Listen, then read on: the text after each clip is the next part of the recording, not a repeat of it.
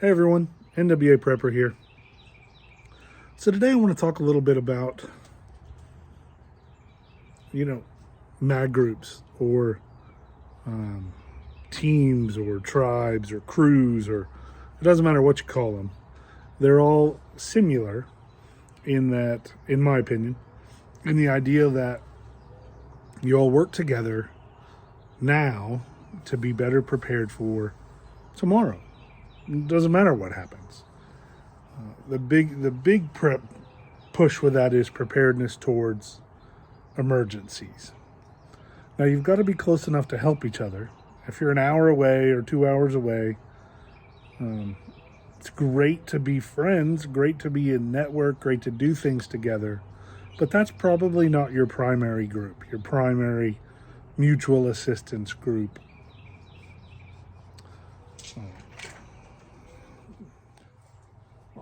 You want to be close enough that, again, that distance is fine, but you want to be close enough that, hey, my truck broke down. Can you come help me for a minute? And it's literally a minute or two, 10 minutes away. 10 minutes is a long time, but it's doable, even, as long as you can be there within a reasonable amount of time, I think that's pretty close. And that's different for every person in every group. So it doesn't really matter, right, for this. But things that are important are what you do together. And I am not saying that I am perfect by any stretch of the imagination. But I'm further along than many. And so I want to share with you how I started, and then we'll talk about it in another video about things that we do. But to start with, you've got to have a group of like-minded individuals.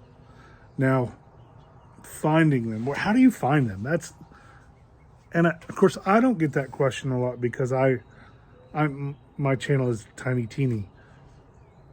But there's lots of channels that I see, and they say they get this question all the time. And I do read in commentaries and comments and things. Well, I just can't find anyone. I know it's difficult. It's difficult to find like-minded people, but you're not going to find them sitting on your porch. It's just not. You can communicate with them sitting on your porch, but you can't find them from your porch. You've got to get out. You've got to do research. You've got to find groups that meet, and finding some prepper groups is hard to do. You want to look for things like homestead groups, self-reliance groups, and the internet makes it easier, but it also makes it a little harder because it clouds the water with people that just want to sit behind their keyboard and be prepared for the zombie apocalypse and not get out and do things. And it's frustrating. So it's easy to join those groups, but it's hard to find a group that wants to get together. So find those self-reliance groups, those homesteading groups. There is a homesteading expo, big homesteading expo in Missouri. There's one in Ohio. They are out there. You just have to find them.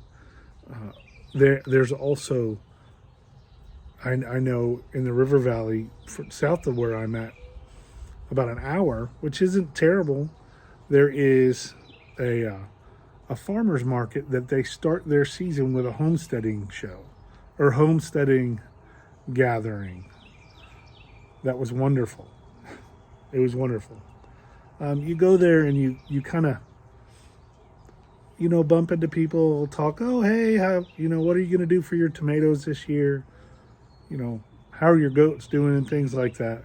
You ask those questions on things that you think they seem interested in.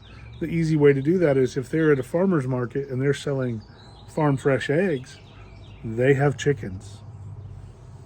Okay. How are your chickens doing? What are you feeding them? What kind of chickens do you have?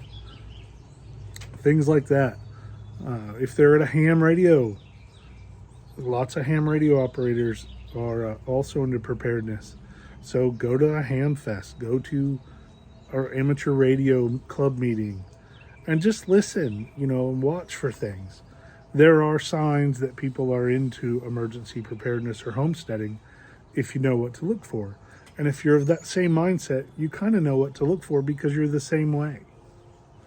So go to those places. Go to the county fair. When they have your county fair, go see the food preservation displays. Go look through the exhibits, and you'll find exhibits on emergency preparedness. Get to know those folks. If you don't have any of that in your area, or if you can't find those, then host one.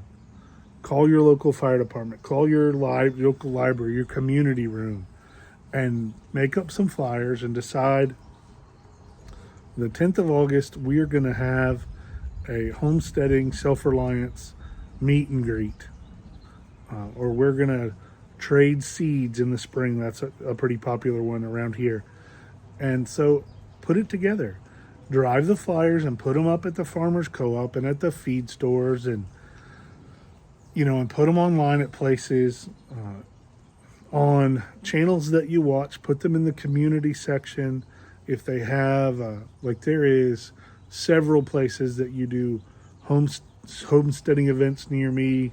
Search for that, and you can submit your meetup for other people to see. Give them a time, a place, what's going to happen. Have some kind of class, which means you're going to have to do a class to start with. Somebody's got to prime the pump, and it's going to be you. So whatever you are passionate about, if you like gardening, talk about gardening. If you raise goats, talk about goats. If you are into cattle, raise cattle, talk about cattle.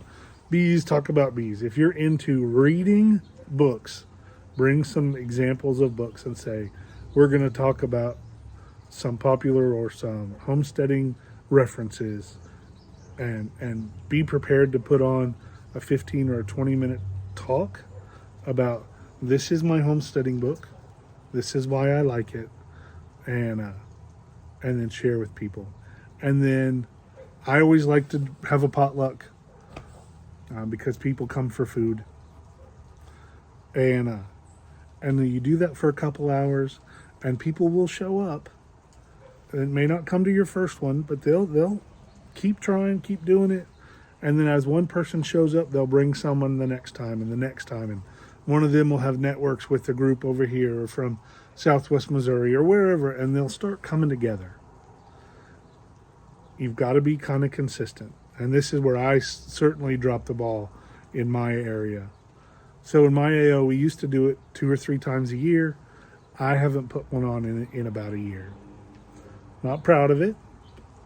Getting ready to fix it. The venue that I like to use is about to move. And so as soon as they move to their new location, I'm going to be going crazy about it, trying to get people together. Those things pay off, and they get you invited or information about other ones in your area. So for other people that haven't been able to touch antenna yet, they'll see your flyer at the feed store. They'll see your post on Facebook, or however you're using it, and then they'll show up. So in the next video, I'm going to talk a little bit about what to do when you're just meeting a group. Let's get ready.